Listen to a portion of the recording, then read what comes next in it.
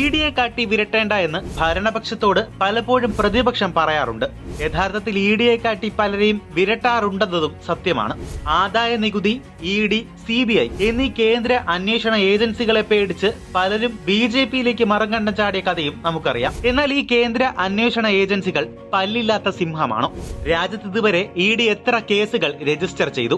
അതിൽ പ്രതിയായവരൊക്കെ ഇപ്പോൾ ജയിലിലാണോ? ഈ ചോദ്യത്തിന്റെ ഉത്തരം വളരെ ലളിതമാണ്. രാജ്യത്ത് 10 വർഷത്തിനിടെ ഇഡി രജിസ്റ്റർ ചെയ്ത കേസുകളിൽ ശിക്ഷ ലഭിച്ചത് 1% താഴെ മാത്രമാണ്. പാർലമെന്റിൽ കേന്ദ്ര ആഭ്യന്തര മന്ത്രാലയം പുറത്തുവിട്ട കണക്കുകളിലാണ് ഈ നഗ്ന സത്യമുള്ളത്. കഴിഞ്ഞ 10 വർഷത്തിനിടെ ഇഡി രജിസ്റ്റർ ചെയ്ത കേസുകളുടെ എണ്ണം 5297 ആണ്. ഇത്രയും കേസുകൾ രജിസ്റ്റർ ചെയ്തെങ്കിലും ശിക്ഷിക്കപ്പെട്ടത് 40 പേർ മാത്രം. 2014 മുതൽ 2024 വരെ ഏറ്റവും കൂടുതൽ കേസുകൾ രജിസ്റ്റർ ചെയ്തിട്ടുള്ളത് ഡൽഹിയിലാണ്. 132 രാഷ്ട്രീയ പ്രവർത്തകർക്കെതിരെയാണ് ഇഡി കേസെടുത്തത്. പക്ഷേ ശിക്ഷിച്ചത് ഒരാളെ മാത്രം. കഴിഞ്ഞ 4 വർഷത്തിനിടെ കേരളത്തിൽ നിന്ന് 13 കേസുകൾ ഇഡി രജിസ്റ്റർ ചെയ്തിട്ടുണ്ട്. ആരും ശിക്ഷിക്കപ്പെട്ടിട്ടില്ല. അതുപോലെ UAPA കേസുകളിൽ കുറ്റവിമുക്തരാക്കപ്പെട്ടവരുടെ എണ്ണം ശിക്ഷിക്കപ്പെട്ടതിന്റെ ഇരട്ടിയിലധികമാണെന്നതും ഇതോടൊപ്പം ചേർത്ത് വായിക്കണം. ഹൈദരാബാദ് ലോക്സഭ MPയും AIMIM തലവൻ അസദുദ്ദീൻ ഉവൈസിയുടെ ചോദ്യത്തിന് മറുപടിയായാണ് UAPA PMLL പ്രകാരം രജിസ്റ്റർ ചെയ്ത കേസുകളുടെ വിശദാംശങ്ങൾ കേന്ദ്ര സർക്കാർ പുറത്തുവിട്ടത്. 2014 മുതൽ